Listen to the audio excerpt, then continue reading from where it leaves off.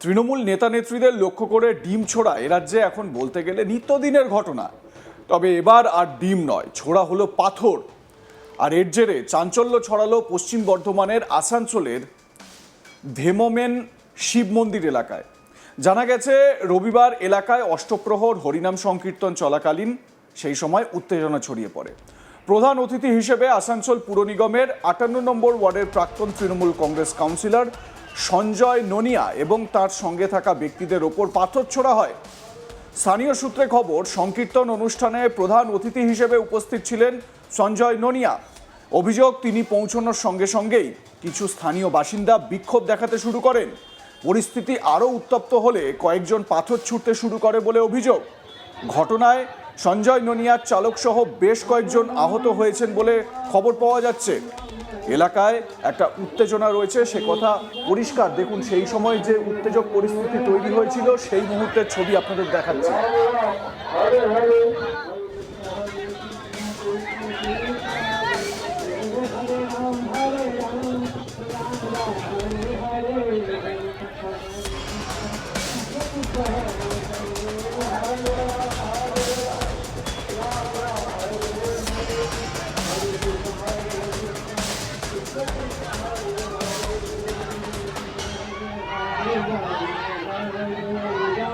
राम हरे राम राम राम हरे हरे हरे कृष्ण।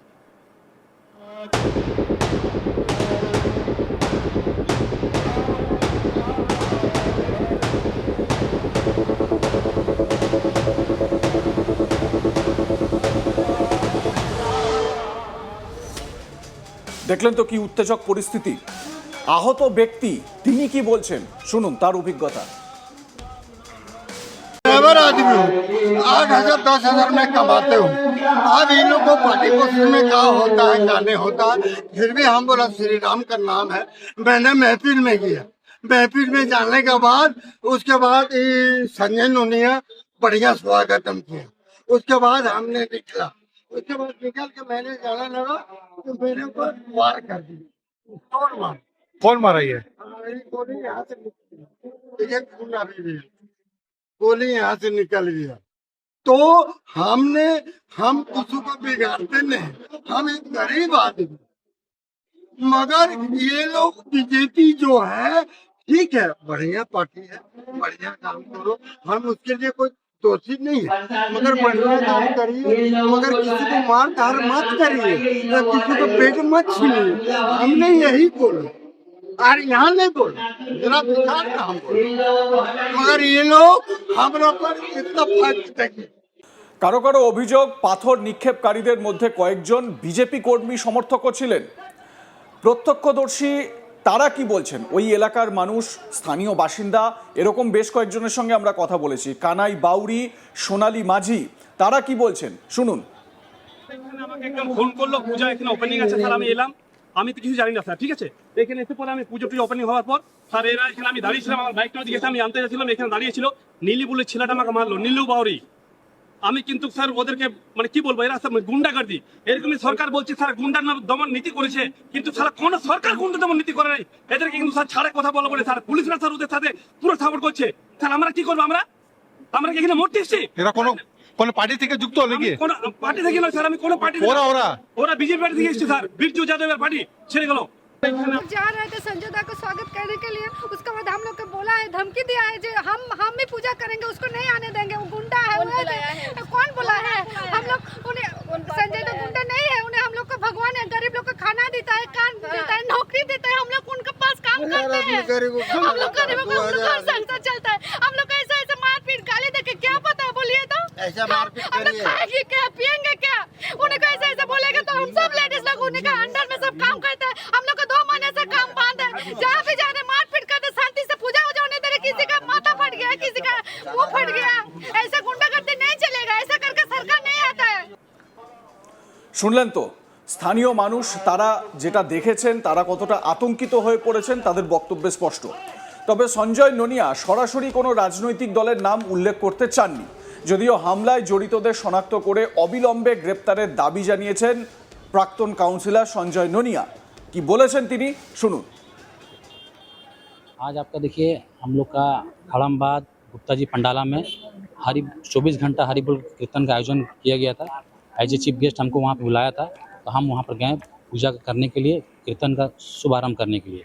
तो वहाँ पर जैसे ही हम वहाँ पर उपस्थित हुए, तो वहाँ पर कुछ लड़का लोग माहौल ख़राब करने के लिए वहाँ पर पहले से प्रेजेंट था, ठीक है। उसके बाद हम लोग आराम से पूजा पाठ किए। पूजा पाठ करने के बाद पुलिस प्रशासन भी वहाँ पर आया। पुलिस प्रशासन भी बोला कि आप लोग जल्दी से पूजा पाठ करके यहाँ से निकल जाइए। तो हम लोग पुलिस प्रशासन का बात सुने। हम लोग पूजा पाठ करके जैसे ही वहाँ से निकल रहे थे, तो वहाँ से कुछ लड़कों लोगों ने हम लोग के लड़के ऊपर ईंटा पत्थर फेंका। उसके बाद कुछ लड़कों लोग को मारा है।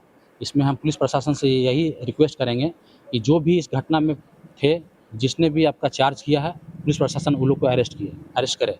और पुलिस प्रशासन के प्रति हमको बहुत आस्था है। पुलिस प्रशासन निष्पक्ष होकर काम करेगी। कितने से बच्चे आपके घायल हैं? मेरे आपका कई लोग घायल हो गए उस।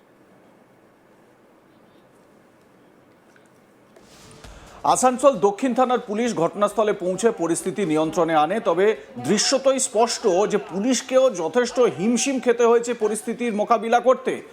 কি আশ্চর্য বৈপরীত্য একবার দেখুন পুরো ভিডিওটা, যেখানে উত্তেজনা ছড়িয়ে পড়ছে। একদিকে হরিনাম সংকীর্তন হচ্ছে, রাম নাম করা হচ্ছে, হরির নাম করা হচ্ছে, আর সেখানে এই রকম মার কাট ছবি দেখা যাচ্ছে। একদম কমপ্লিট বৈপরীত্য বলতে যা বোঝায়, কন্ট্রাস্ট বলতে যা বোঝায়, সেই ছবি আমরা দেখতে পেলাম আসানসোলের এই এলাকায়। দেখুন সেই মুহূর্তে যখন এই হরিনাম সংকীর্তনে আওয়াজ যাচ্ছে, মাইকে করে হরিনাম সংকীর্তনের আওয়াজ শোনা যাচ্ছে চারিদিকে, সেই সময় এই ধরনের মারমুখী ভিজুয়াল দেখুন।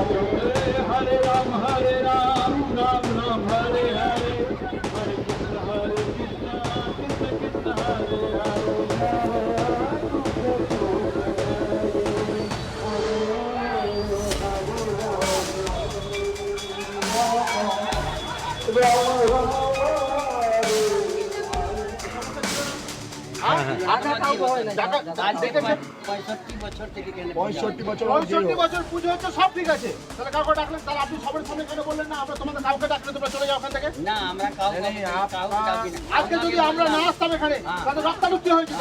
ওই তো স্যার, পারতেন? আপনার নামে কেস হতো, আমি দেখলাম, আপনার নামে কেস হতো। আপনার না থাকলে বহুত কিছু হতো। এটা আমি দেখলাম। একটা সুস্থ সমাজকে ব্যস্ত করছেন। आप जानबूझ के किए? नहीं सर, आप जानबूझ के किए, तो फिर परमिशन क्यों नहीं ली? আপনি জানাবেন না? आप जानते नहीं कि सिचुएशन कैसा है? আপনি জানাবেন না যেখানে পুজো হচ্ছে, জামাত এখানে ইনভাইট করা হচ্ছে একে একে।